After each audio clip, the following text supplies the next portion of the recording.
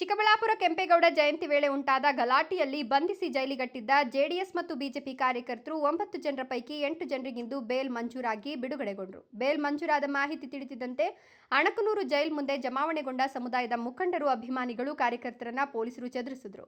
ಪಟಾಕಿ ಸಿಡಿಸಿ, ಸಿಹಿ ಹಂಚಿ, ಘೋಷಣೆ ಕೂಗಿ ಯಾರು ಸಂಭ್ರಮಾಚರಣೆ ಮಾಡಬಾರದು ಅಂತ ನಗರ ಠಾಣೆ ಪಿಎಸ್ಐ ಅಮರ್ ಮತ್ತು ಗ್ರಾಮಾಂತರ ಪಿಎಸ್ಐ ಹರೀಶ್ ತಮ್ಮ ಜೀಪುಗಳ ಮುಖಾಂತರ ಅನೌನ್ಸ್ ಮಾಡಿದ್ರು. ಮುಂಜಾಗ್ರತಾ ಕ್ರಮವಾಗಿ ಈ ಕ್ರಮ ಕೈಗೊಳ್ಳಲಾಗಿದೆ. ನೀವು ಸಂಭ್ರಮಾಚರಣೆ ಮಾಡಿದ್ರೆ ಮತ್ತೆ ಬೇಲ್ ರದ್ದಾಗುವ ಅವಕಾಶ ಇದೆ ಅಂತ ಎಚ್ಚರಿಕೆ ಕೊಡ್ತಿದ್ರು. ಜೈಲ್ ಬಳಿ ಬಂದಿರುವ ಕಾರ್ಯಕರ್ತರು ಅವರ ವಾಹನಗಳನ್ನು ಪೊಲೀಸರು ವಿಡಿಯೋ ಮಾಡಿ ಗುರುತಿಸ್ತಿದ್ರು.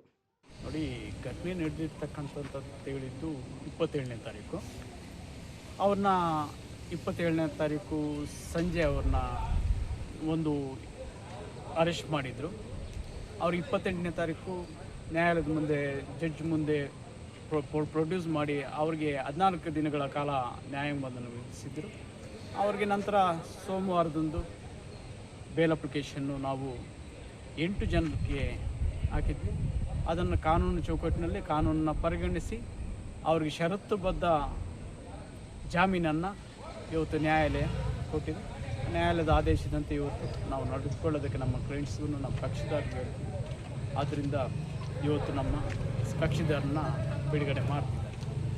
ಎಂದು ಬೇಲ್ ಮಂಜೂರಾಗಿ 8 ಜನ ಬಿಡುಗಡೆಯಾಗಿದ್ದು, ಒಬ್ಬ ಮಾತ್ರ ಅಂದರೆ ಕಮ್ಮಗುಟ್ಟಹಳ್ಳಿ ಸುಮಂತ್ ಅವರ ಅರ್ಜಿ ಬೇಲ್ ಹಾಕೋದನ್ನ ಮರೆತ ಕಾರಣ ಅವರಿಗೆ ಬೇಲ್ ಸಿಕ್ಕಿಲ್ಲ. ಉಳಿದ ಎಲ್ಲರಿಗೂ ಬೇಲ್ ಮಂಜೂರಾಗಿದ್ದು ಎಲ್ಲರೂ ಬಿಡುಗಡೆಗೊಂಡು ಮನೆಗಳಿಗೆ ತೆರಳಿದ್ರು.